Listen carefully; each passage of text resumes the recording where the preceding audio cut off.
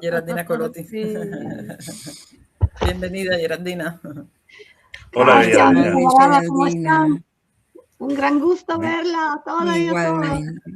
Gracias, José Antonio, por la invitación y por esta maratona que de verdad nos abre el corazón porque nos muestra que somos muchos, que nosotros somos mucho más de ellos, que somos un puñado y cree gobernar el mundo, pero esto es solamente la prueba del máximo descontrol que tiene esto capitalismo en crisis estructural. Entonces, bueno, nosotros que somos de la vieja generación de revolucionarios profesionales, decimos con Mao y con Fidel a 100 años que no pueden engañarnos porque ellos son la muerte, nosotros somos la vida. Aunque para imponer la vida, como decía Fanon, a 100 años, el año pasado de su nacimiento, bueno, para construir el hombre nuevo, la mujer nueva, se tiene que destruir los muros que impiden, los modelos que nos obligan a interiorizar hasta que el colonizado se identifica con el colonizador. Hoy, digamos, Cuba nos dice que hay un neocolonialismo interno, como decía Malcolm X, él también, a 100 años, el año pasado de su nacimiento, que se ha hecho elemento estructural de la guerra imperialista, de la contrarrevolución preventiva, de la contrainsurgencia, como nos decía Lenin, y que contra este monstruo también de la guerra cognitiva que tenemos que combatir. Cuba es bueno, nuestro faro en el mundo, así como Palestina a su manera, por otra manera Venezuela, pero Irán, también los pueblos que luchan con una perspectiva, digamos, que ha asumido todo lo que no hemos logrado como comunistas en el siglo pasado, pero que nos une el antiimperialismo y además nos obliga a mirar de frente a nosotros en Europa lo que no hicimos, porque nosotros no hemos logrado, desafortunadamente, también con la búsqueda de poder mediante la guerrilla. Nosotros combatimos por 20 años en guerrilla el siglo pasado, no es poco en un país que se dice del primer mundo. No hemos logrado tomar el poder. Lo hicieron con nosotros los vascos en Europa, los franceses también, los alemanes, los Bélgica. Y cuando no se logra, cuando la burguesía vuelve, arrastra con todo, hay un retroceso gigantesco y la primera cosa que hacen destruye la memoria histórica con las nuevas generaciones. Por eso que hoy nos encontramos también en esta falta de conciencia, de perspectiva, que permiten a todos los condenados de la tierra de unirse en una búsqueda con los oprimidos para que nos reconociéramos en la misma lucha por la vida. Que es por eso que es importante la resistencia de los pueblos y además que nosotros terminamos en Europa de sentirnos lo que dan lesiones, porque claro, haciendo así es normal que los pueblos, no lo que tiene conciencia, porque nosotros vemos que Cuba siempre comparte lo que tiene, no lo que le queda, ¿no? También con pueblos, bueno, lejano y también con gobierno lejano. Nosotros aquí tenemos los médicos cubanos en regiones de derecha, gobernados a la derecha, pero bueno, la mayoría de los pueblos del sur que ven, que son la mayoría, ya no podemos llamarlo desde tiempo, de tier mundo o sur global, que tiene una idea un poquito así, sino que pueblo mayoritario. Y bueno, estos pueblos mayoritarios lejos, pero donde Europa también, el imperialismo, junto con el imperialismo norteamericano, ha traído bomba en un desarrollo, pueden utilizarnos y no respetarnos. Porque bueno, respaldar es una buena cosa, pero nosotros somos hija e hijo de lo que pensaban con Fidel, que ser internacionalista es cambiar las cosas en sus propios países, cambiarla en profundidad. Entonces, claro que Cuba necesita de respaldo, hoy más que nunca, pero necesita que nosotros asumimos la responsabilidad que nos toca de combatir en los países capitalistas como Europa, de hacerlo en las condiciones complejas que hay, porque los mecanismos ideológicos de control son mucho más sofisticados, pero de desmontar nuestra caja también, nuestra prisión ideológica en la cual nos hemos enfermado en todos estos años después de la caída de la Unión Soviética. Es saber distinguir de qué lado de la barricada nos toca situarnos, ¿no? Cuando tenemos dudas, yo me acuerdo siempre esta maravillosa frase de Fidel. Fidel tenía esto don de ser sencillo pero muy profundo, ¿no? Cuando estuvimos en el museo de Fidel, bueno, hay tantas cosas que no atrapan el corazón. Y él decía a un joven que le preguntaba, ¿cómo hago cuando tengo dudas? Bueno, decía él, mira dónde se sitúa el imperialismo y póngase del otro lado. Esto es una verdad revolucionaria que siempre es, pero mira, ¿qué nos pasa a nosotros, lo sofisticado europeo, los hijos de Lucrecio y la duda y todo eso? No pasa que nos han impedido de nombrar el imperialismo. Porque si tú nombras imperialismo, capitalismo, desde tiempo, no te invitan a la mesa buena, sale el intelectual hipercomplejo que te dice que no, que tú eres un dinosaurio, y que no puede. Entonces, esto es la trampa. Es que el palestino es mejor si lo vemos que muere, vemos su sangre cuando lanza una piedra, pero si se hace explotar porque el enemigo ni siquiera lo puede ver, bueno, no, es terrorista. Entonces nosotros somos tan capaces a entregar lecciones a los pueblos que hacen revolución también después de la caída de la Unión Soviética, que nosotros hemos dejado solos.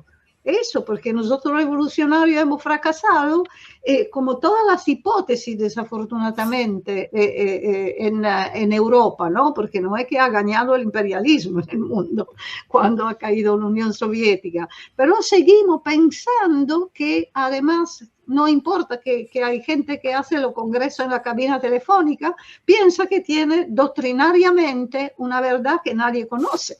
Que los pueblos, por supuesto, se van detrás de la falsa bandera. Entonces nosotros, la experiencia de Cuba que nos dice, Díaz-Canel, no digo de verdad, abriendo el corazón de los pueblos del mundo con tanto orgullo, nos dice, estamos dispuestos a morir. Hoy, como ayer, estamos dispuestos a morir. Aprovecho para rendir homenaje a los 32 compañeros y compañeras caídos defendiendo una nueva revolución, como la revolución bolivariana que nació gracias a Fidel. Se tiene que decirlo, claro, con todo el respeto por la independencia de los pueblos, pero nunca sin Cuba habría podido darse en este nuevo siglo sin la fuerza y la perspectiva de Fidel y del pueblo cubano y de su partido de saber interpretar las nuevas contradicciones, pero con lo mismo principio, con la misma firmeza, con la misma capacidad de enseñar a los jóvenes más de lo que pasa en Europa, de lo que saben los mismos jóvenes europeos, porque a mí me pasó tantas veces, Patricia lo sabe muy bien, de conversar con jóvenes donde la memoria histórica en Cuba era un elemento grandioso de construcción del presente, del futuro. Aquí, imagínate, estamos con los nerds, estamos con los jóvenes que están desamparados, y por supuesto que nosotros no somos los viejos trompetas que dicen, ¿cómo era bello a mi tiempo? No es eso, porque son los jóvenes que tienen que construir el futuro. Pero yo estoy en contra de lo que impiden a los jóvenes de ver cuánto cuesta construir el futuro. Porque cuando uno no sabe que se tiene que asumir un costo para luchar, hoy estaba escuchando antes, ¿no? Hoy hasta para una bandera, para ir a la calle con una bandera de Palestina, la contrainsurgencia, la contrarrevolución preventiva que se hizo un elemento estructural de la guerra imperialista, te da desproporcionadamente la misma represión que sufrimos nosotros para hacer cosas más, digamos, fuertes a nivel militar también. Pero como hacen estos jóvenes, se le han destruido la posibilidad de entender que el sacrificio tiene que ser colectivo, que nunca nosotros tenemos que vernos, que dejar de vernos como seres sociales, ¿no? Pensamos el COVID, que nos enseñó Cuba, que nos enseñó también Venezuela, que el sentido de responsabilidad de un joven que sabe que puede no morir en una pandemia, pero que se va a tomar un spritz, ¿no?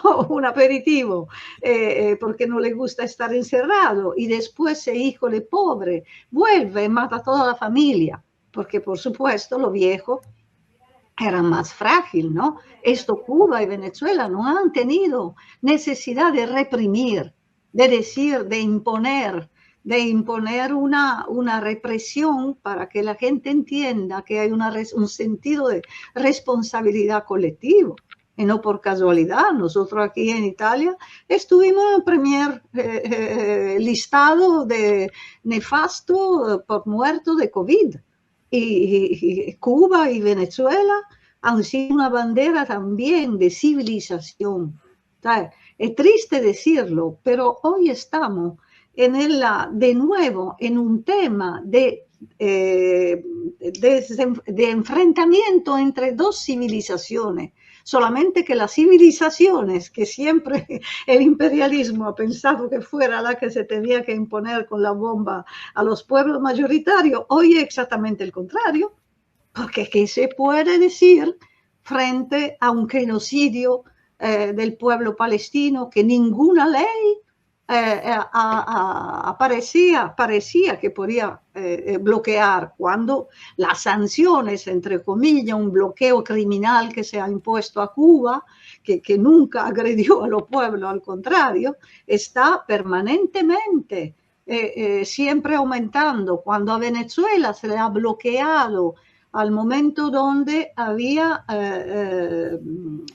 llegado a los primeros objetivos de la FAO en la mitad del tiempo, gracias hoy en estos años hay la misión Barrio Adentro que se celebra en Venezuela, la misión Milagro con Cuba, todo el intercambio solidario, que es un mensaje contra el imperialismo, contra la grande dictadura del mercado capitalista que te dice que tú eres una mercancía y que tú tienes que vivirte como una mercancía en el mercado capitalístico global.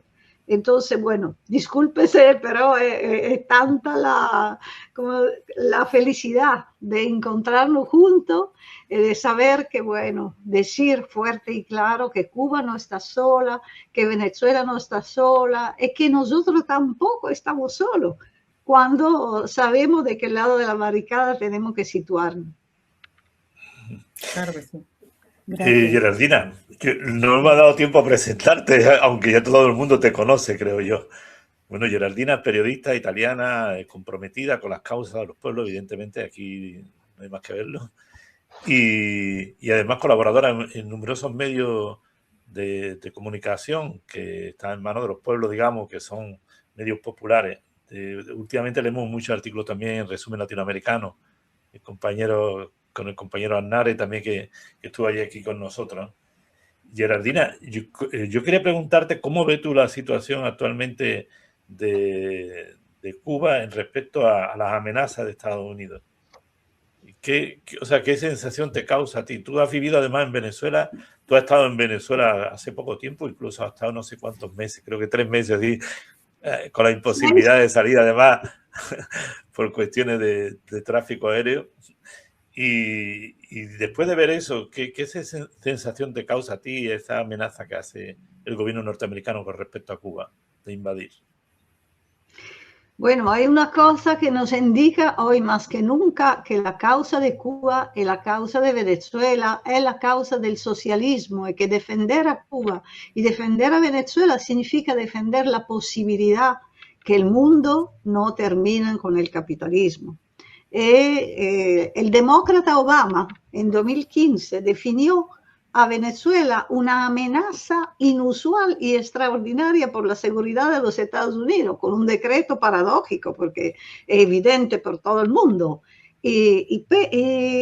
O ¿cómo se llama? El naranjo Trump definió a Cuba con el mismo decreto una amenaza inusual e extraordinaria por la seguridad de los Estados Unidos. Esto es un círculo que se encierra, porque es evidente que hoy sí que por Venezuela el imperialismo necesita el petróleo, pero por Cuba, sobre todo, necesita de borrar el ejemplo. Porque la amenaza es la amenaza del ejemplo, es una amenaza del ejemplo del comunismo que Cuba tiene orgullosamente en su bandera y que nosotros defenderemos también hasta la muerte.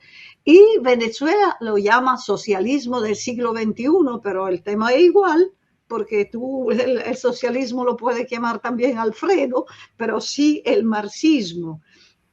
Como para entender la historia como historia de lucha de clase está como brújula, no cambia nada, porque los ideales son los mismos, claro, cambia la posibilidad que tú tienes hoy de guardar abierta esta brecha, ¿no? Nosotros con Carlos Aznares tenemos el programa Abre Brecha Venezuela, pero porque Cuba ya abrió la brecha por el mundo y sigue guardándola abierta, que es la brújula del comunismo.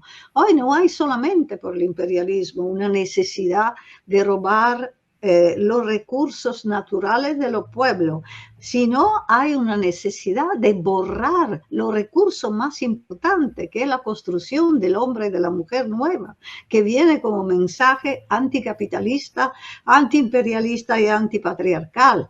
De Cuba antes de todo, pero de Venezuela y de Nicaragua, la revolución sandinista, la última revolución, digamos, tradicional del siglo pasado.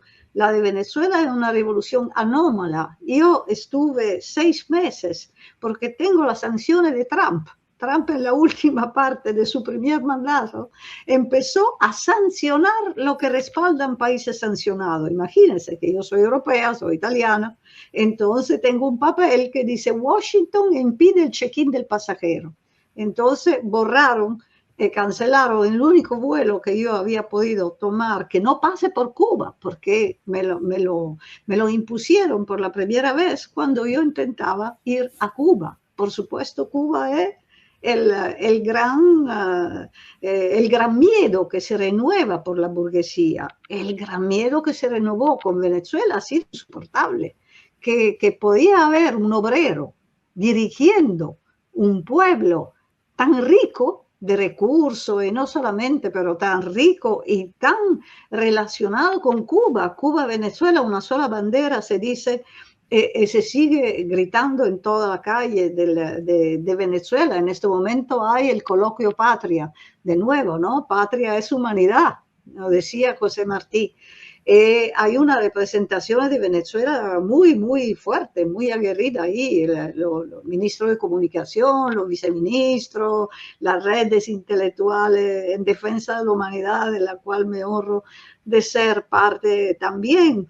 Y eso es muy importante porque José Martí nos decía también, en silencio ha tenido que hacerse, porque hay momentos donde la propaganda imperialista es peligrosa igualmente que la agresión militar que está haciendo. Entonces, tanta cosa para que los pueblos sigan combatiendo también en un periodo de retirada, de repliegue estratégico, o como estamos en este momento, por ejemplo, en Venezuela, tiene que seguir haciéndolo con fuerza, pero respaldado por la conciencia de lo que no ve inmediatamente la cosa. Yo estuve ahí 6 meses, estuve en la calle recortando medicamentos por Cuba, pero con la embajada de Cuba en Venezuela, con todos los intelectuales, con todos los pueblos que saben que nunca se abandonan. Al contrario, que la única fuerza es la conciencia que por separado no puede matar, que desunido, digamos, solo somos gotita, pero juntos somos un aguacero. Entonces, estos aguaceros se tiene que, como decir, construir también contra vientos y contra marea. Es una situación muy, pero muy compleja a nivel internacional. Pero cuando uno es revolucionario, cuando tiene el espíritu que Díaz-Canel nos ha repetido con su palabra, significa que también la crisis son ocasiones. Antes de ser secuestrado, el compañero Maduro, con la compañera Silvia Flores, una vanguardia, no solamente la primera combatiente, no digo, camarada, esta es una gran ocasión a nivel internacional, porque al imperialismo se le ha caído toda la máscara. Eso es verdad. Cuando se llega también, además del genocidio en Palestina, del bloqueo criminal a Cuba, a secuestrar a un presidente legítimamente elegido. Esto es un único en la historia. Nunca se ha dado. Se violan toda la ley, todos los derechos humanos también, el derecho a un pueblo de decidir de su propio destino. Y bueno, es a decir que ya no hay democracia burguesas que puede decir que cuide a alguien. Nosotros en Europa, en Italia, hace más de 10 años que no hay una fuerza que, demócrata por supuesto, pero que nombre la lucha de clase, el socialismo, que pueda ir al Parlamento, porque han elevado el umbral para que puedan participar. Hicieron una ley electoral que es una porquería y que permite solamente a los fascistas de juntarse, porque eso es el tema. Ellos son tiburones, pero cuando se trata, lo vemos en Perú, lo vemos en toda América Latina, pero también en Europa, de juntarse contra el enemigo común que somos nosotros, bueno, ellos lo hacen a nosotros, pero nos matan por separado. En Francia, la Francia insumisa, cuando tiene fuerza y todo, le hacen una trampa electoral para impedir que puedan decir que la voz de los pueblos se escuche también a nivel institucional. Esto es, como decir, clarito, no hay quien lo cuida, sino los pueblos que sepan marchar detrás de la bandera de resistencia verdadera. Esto es nuestra Cuba hoy. Por eso que lo vemos como también por Palestina, pero más complejo, ¿no? Por la cosa que estaba diciendo. Pero por Cuba se está movilizando el mundo, se está, evidentemente, estamos porque confusamente los pueblos saben que de alguna manera estamos en un momento epocal de enfrentamiento entre dos civilizaciones, una barbaridad que son ellos, y las verdaderas civilizaciones que son los pueblos con todas sus diferencias, los pueblos organizados y conscientes, por supuesto, porque desafortunadamente hay también pueblos que se van a votar a Trump, que se van a votar aquí la fascista que tenemos a más de 100 años de la marcha sobre Roma de Mussolini.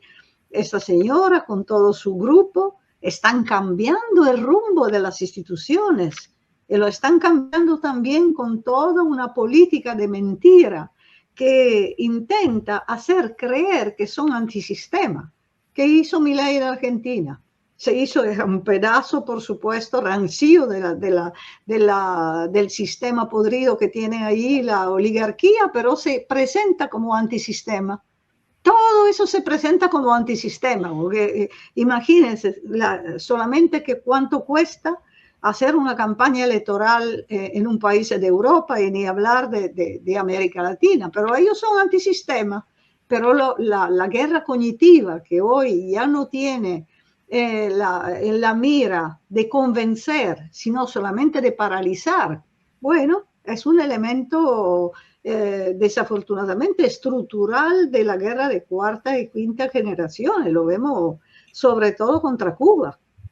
Y ahorita para dividimos los pueblos, dividimos Venezuela. Antes Venezuela parecía mejor, Cuba peor. Hoy hasta, imagínate, como es el imperialismo, tenía intereses en los pueblos, al contrario. Pero bueno, lo hacen. Nosotros en Europa caemos en la trampa porque somos acostumbrados más a discutir sobre la nada que no a hacer, que no a, digamos, asumir la responsabilidad. Cuba nos dice que sí tenemos que asumir la responsabilidad. De nuevo, siempre, permanentemente. Y la democracia participativa y protagónica de Venezuela es esto. No somos espectadores, sino somos protagonistas y protagonistas de la vida, de la política, que no es politiquera, sino que cambiar las cosas en su concreto, ¿no? Gerardina, tiene a tu invitado ya aquí a la espera y nos gustaría que nos presentara antes de quién se trata y nos contara un poco. Sí, lo puedo presentar. Bueno, yo tengo que irme. Muy bien. Perdona, sería un placer, pero me esperan también, me espera Palestina en el centro de Burdeos y bueno, me tengo que ir. Un abrazo grande a todos y viva la Revolución Cubana. Gracias, Rosy. Muchas gracias. Hasta luego. Gracias, Rosmarie. Gracias. Bueno, Gerardina, ¿de qué se trataba? Me comentabas. Sí, Chris Gilbert es un compañero que nació en los Estados Unidos y que decidió, junto con su compañera Cira Marquina, de irse a vivir a Venezuela. Desde muchos años están ahí, es un marxista, tiene un programa muy interesante que se lo recomiendo, que se llama Escuela de Cuadros, donde la formación está en el centro, obviamente, de una campaña de reorganización de los pueblos a nivel del mundo. Ellos prácticamente trabajan sobre todo en las comunas, en lo específico en la comuna que está en el barrio 23 de Enero, que es un barrio histórico que tiene este nombre en Caracas porque desde ahí se organizó la resistencia armada contra el dictador Marco Pérez Jiménez, que el 23 de enero de 1958 ha tenido que irse intentando irse con el dinero, pero se le cayó del avión, digamos, que ahí este barrio histórico ha reconstruido también una memoria de combate, porque ahí ha habido muchos guerrilleros que en la Cuarta República combatieron. ¿Por qué es importante?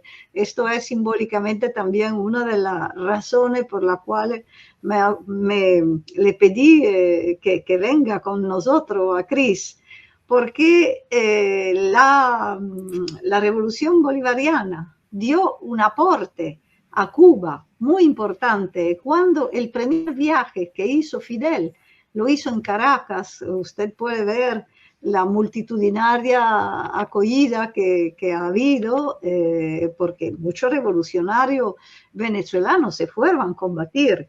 Y la idea era de inflamar las Andes, así como la Sierra Nevada fue.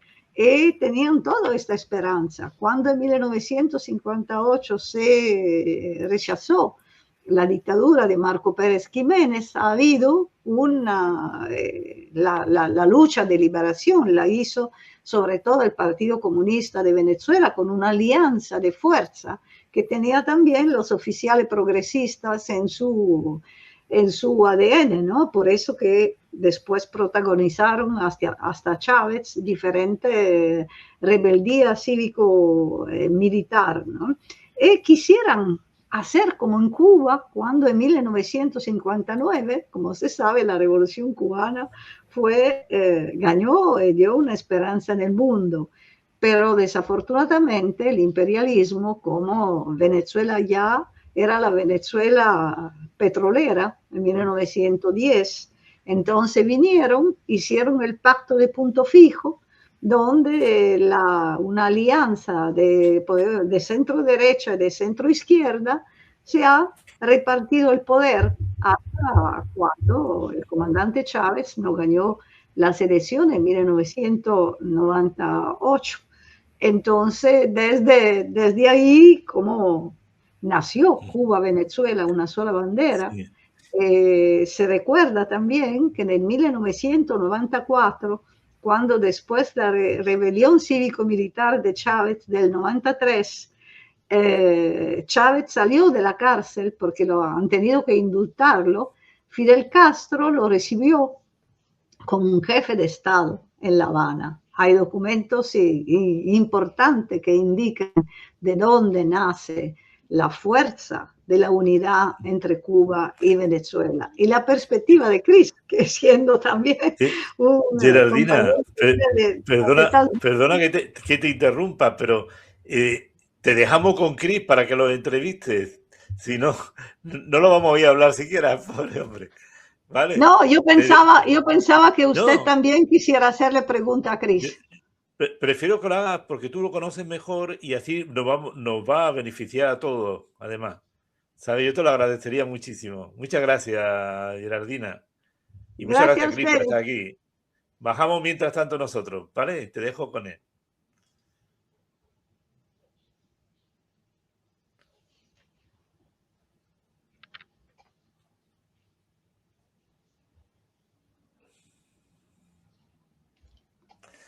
Bueno, pues... Bueno, Chris, gracias por aceptar esta entrevista de nuevo. Te estamos acosando. Todo el mundo desde Europa quiere ver cuál es la perspectiva de un intelectual militante que nació en Norteamérica y que hoy está del lado de las dos revoluciones.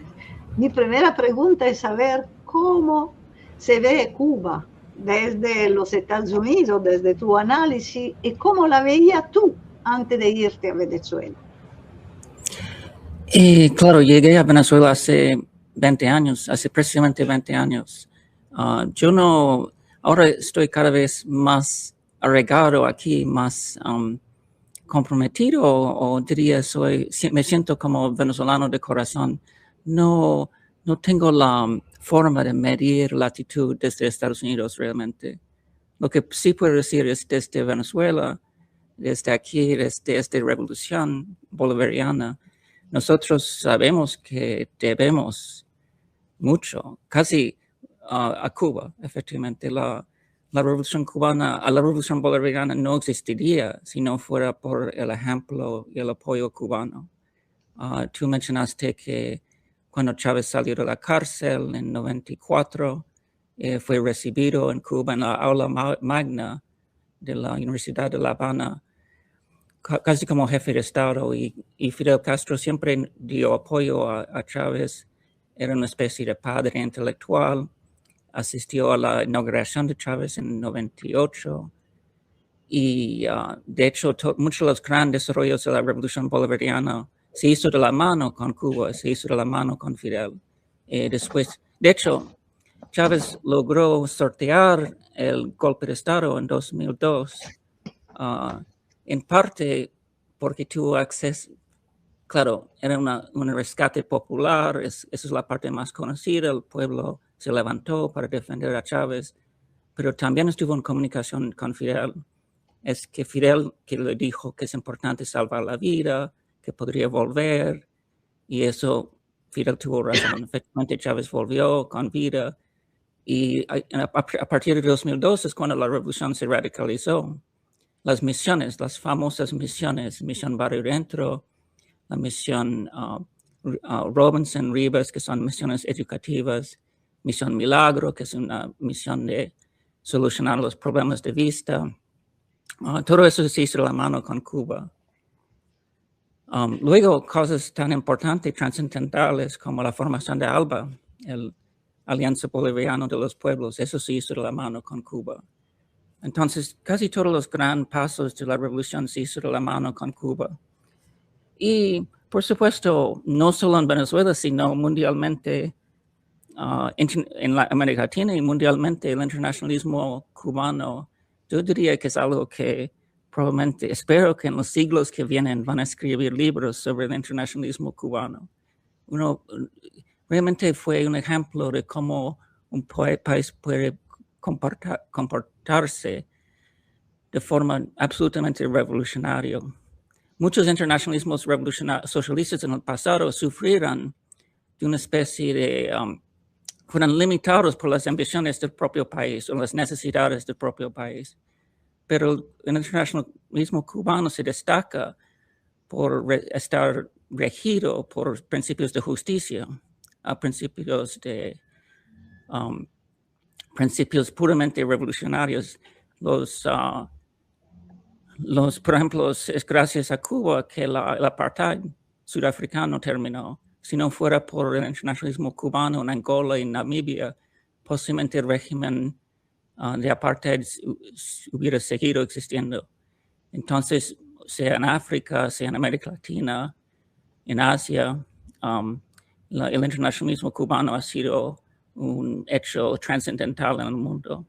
Entonces, aquí estamos muy conscientes y quiero terminar mi primera intervención mencionando el heroísmo de los combatientes cubanos que defendieron a Nicolás Maduro. Yo diría que eso debe resaltarse.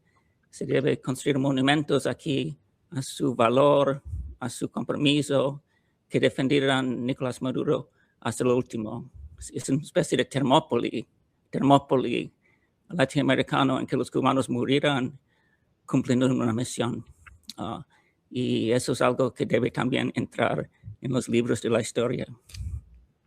A este propósito, bueno, el presidente Díaz-Canel declaró en varias entrevistas que están dispuestos a morir, sí, como siempre Cuba demostró en todos los ataques que han tenido, ¿no?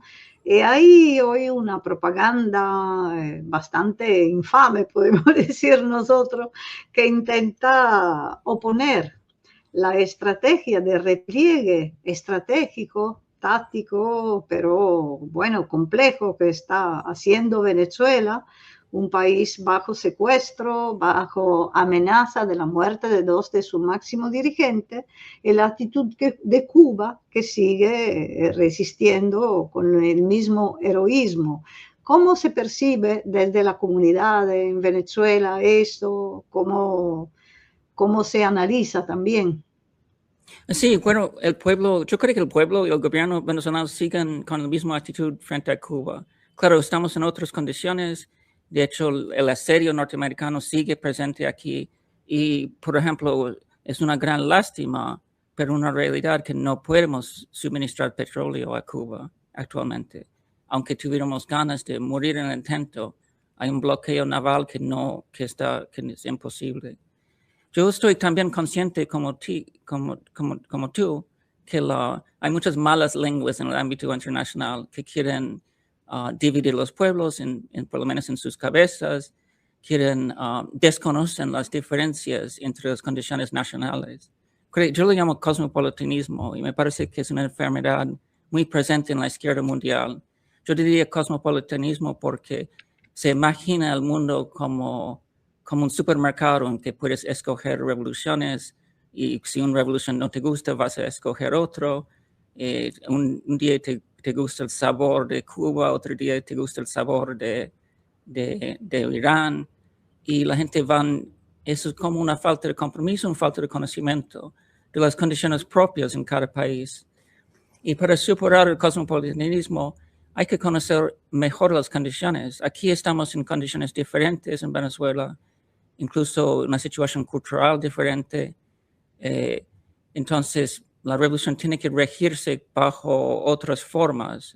Creo que tenemos las mismas metas que los cubanos, la misma meta que los mexicanos, pero también hay una historia diferente, hay una conciencia diferente. Creo que no estamos en condiciones aquí para confrontar el imperialismo norteamericano con plomo, que me gustaría hacer.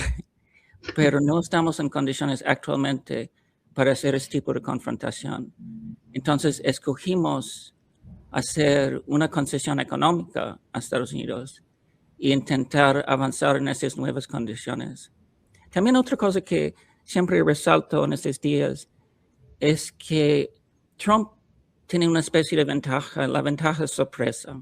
Está portándose, aunque persigue mucho las mismas metas estratégicas de los demócratas, del establishment norteamericano, Trump tiene una nueva táctica que es aparentemente irracional.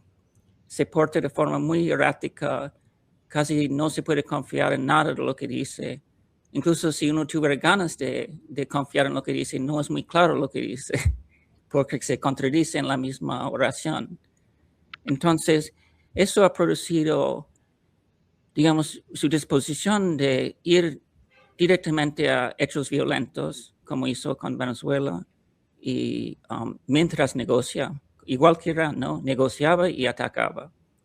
Ha producido una especie de desconcierto, una falta de unidad en los pueblos latinoamericanos, porque es algo novedoso. Entonces, creo que hay que tener un poco de paciencia mientras las fuerzas revolucionarias y progresistas latinoamericanos se recomponen los lazos de unidad que todavía existen, pero por supuesto son un poco más frágiles en esas nuevas condiciones. Por ejemplo, hay que reconstruir las instancias internacionales como el CELAC, como el ALBA, porque no hay nada peor que enfrentar el imperialismo uno por uno, como tú dijiste en tu intervención. Es importante que confrontamos este monstruo de los botes de 7 leguas, como dijo José Martí, que confrontamos ese monstruo juntos como nuestra América y no como repúblicas solos. Sí, me gustaría para concluir, aunque contigo, marxista de Norteamérica, pero nacido políticamente, crecido en un país de nuestra América, ¿no? Uno no terminaría, porque necesitamos mucho formaciones también que vienen del siglo pasado y que vienen del marxismo, y a este propósito tú la haces junto con Cira en el programa Escuela de Cuadros, ¿no? Con razones para llevar al presente todo lo que significa no perder la brújula del marxismo. Quiero pero pedirte a este propósito, cuando se habla de la apertura, la flexibilización de la economía cubana, la gente olvida que el Estado, el Partido Comunista tiene el control de la economía. Cuando se habla, al contrario, de Venezuela, un país que no ha cuestionado con la dictadura del proletariado la propiedad privada, ¿qué significa y cuáles son los riesgos en los dos países que se enfrentan a propósito de este gran ataque donde el imperialismo quiere borrar toda experiencia de cambio estructural? Sí, tienes razón en resaltar que son condiciones diferentes. La revolución venezolana es casi un lugar común decir que fue una revolución pacífica, pero armada, como dijo Chávez. Aunque se tomó el poder y se mantuvo el poder por vía democrática, se sabe por las elecciones de Chile, por las elecciones de Pinochet y Salvador Allende, que una revolución democrática que si no está preparado para defenderse con las armas, no va a durar ni un segundo. Entonces, es cierto que las condiciones son diferentes, pero creo que hay algo parecido entre Cuba y Venezuela. Tú mencionaste la unidad, la disciplina o del aparato que es el Partido Comunista, que es algo muy importante para confrontar este tipo de situación. Y también en Cuba hay que resaltar que las Fuerzas Armadas es una Fuerza Armada patriótica, bien organizada, que no va a permitir que se atropelle el país. Aunque es diferente en Venezuela, sí hay algo parecido, que esta revolución tiene muchos pilares, muchas patas, como diría mi compañera.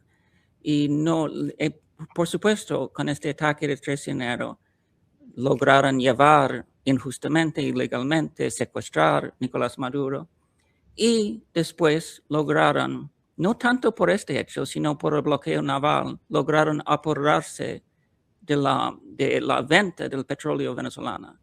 y impusieran una reforma de la ley de hidrocarburos aquí. Pero sería muy ciego pensar que eso es toda la revolución. Por supuesto, igual que en Irán, tenemos otros líderes. Delcy Rodríguez inmediatamente, según la ley, según la Constitución, asumió el papel de presidente encargada. Y la concesión económica no es total.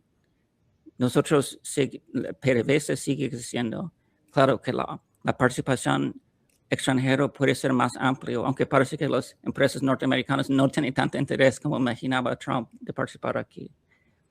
Pero es muy ciego no reconocer que hay pilares organizativos en la revolución que siguen totalmente en pie. Desde el gobierno, el aparato burocrático sigue en pie, el aparato partidista, el PSUV, no es el Partido Comunista Cubano, pero tampoco es nada. Es una organización fuerte, organizada, que también ha capturado la imaginación de mucha la juventud venezolana. También existe la organización popular en los consejos comunales, las comunas, que es quizás la parte más gloriosa de la revolución venezolana. Chávez mismo dijo que la comuna es el espacio donde el socialismo venezolano va a nacer. Y las comunas son especie de representan la vanguardia de la revolución, donde hay más conciencia. Y el movimiento comunal sigue en pie. Delcy Rodríguez está dando aún más dinero a las comunas, más apoyo financiero, apoyo moral.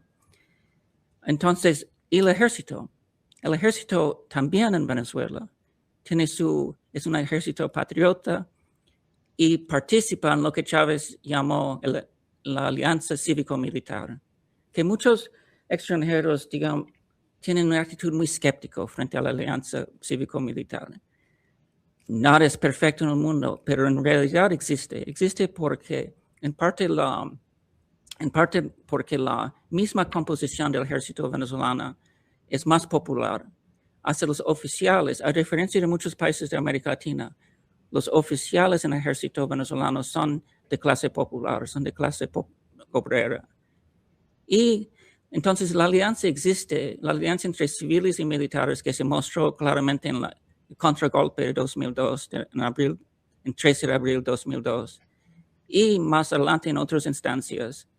Esta alianza existe en parte por esta afinidad espontánea entre el ejército y el pueblo. Además de la presencia de las milicias, hay algo como 6 millones de milicianos en Venezuela. Yo también fui uno, que de forma voluntaria participamos en la defensa del país.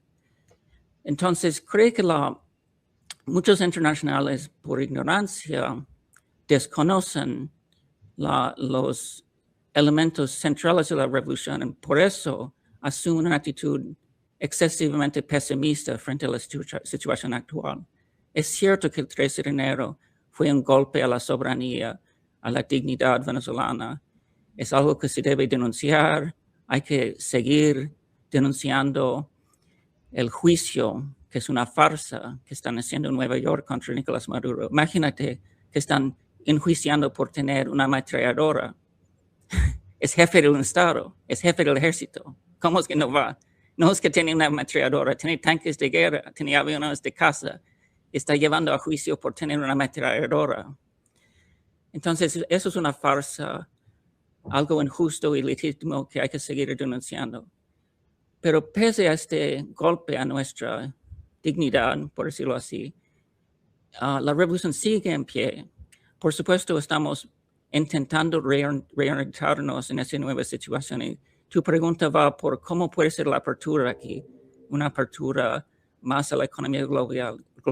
Creo que eso es por decidirse, pero lo que creo que hay que siempre recordar es que hay fuerza de nuestro lado.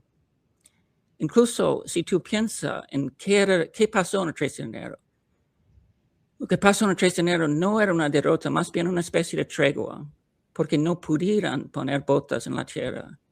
El ejército norteamericano, la Fuerza Aérea, temía al pueblo venezolano.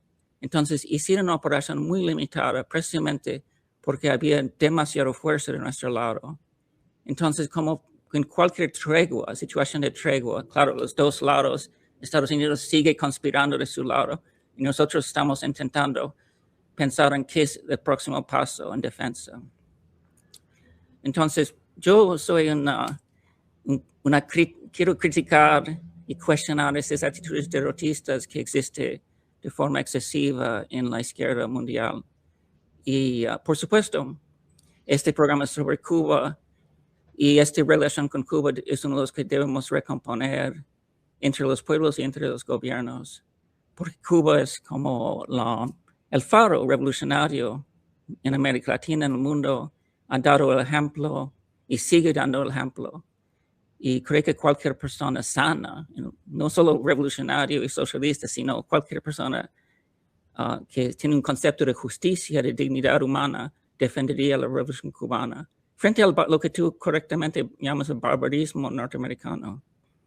El gobierno y una parte importante de la sociedad norteamericana ha caído en barbarismo porque piensa que es digno atacar pueblos débiles. Los ataques de 13 de enero aquí pasaron en zonas residenciales. Atacaron Fuerte Tiuna, es una zona residencial en que viven familias enteras y había un terrible efecto de terror allá. Madres, niños tuvieron que salir de sus casas o quedarse quietos allá pensando que iban a morir allá. Entonces yo creo que es un ejército cobarde. El ejército norteamericano es un ejército cobarde. Ataca a los débiles y hace todo en nombre de cosas que ellos mismos deben saber que son injustos. Entonces, en esta situación, creo que todos los corazones del mundo laten con el pueblo cubano y tiene disposición de apoyar de cualquier manera su defensa legítima frente al imperialismo norteamericano. Gracias, Cris. No sé si, porque veo que hay compañeros que les gustaría también preguntar. No sé qué nos dice José Antonio. ¿Cómo es la dinámica? José Antonio, ¿está ahí?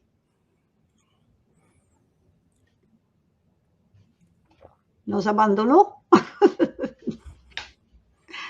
Bueno, de todo modo, Cris, gracias de verdad, porque una voz que nosotros tenemos que multiplicar para decir siempre que Cuba y Venezuela es una sola bandera, hoy más que nunca es importantísimo, porque estamos viendo que hay mucha gente confundida.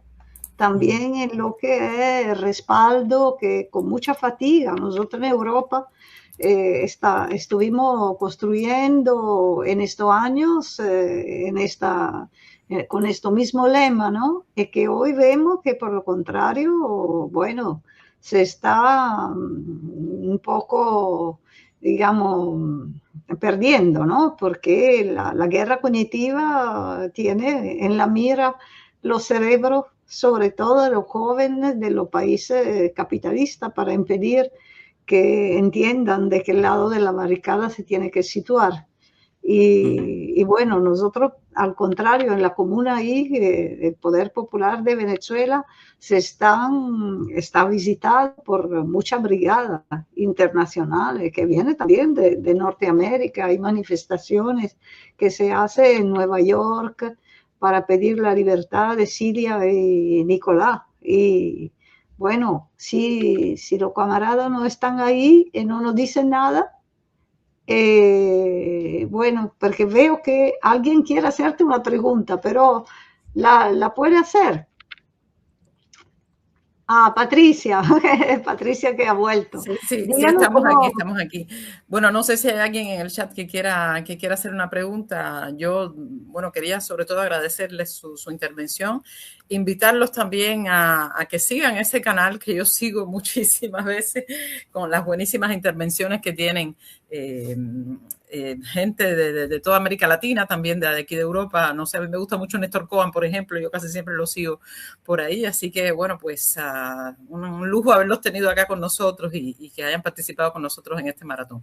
Muchísimas gracias y saben que aquí tienen un canal para cuando quieran estar aquí. Hasta pronto entonces y bueno, un abrazo. Por ahí. Un abrazo, chao, chao, bueno, Cris. Abrazos. Un abrazo.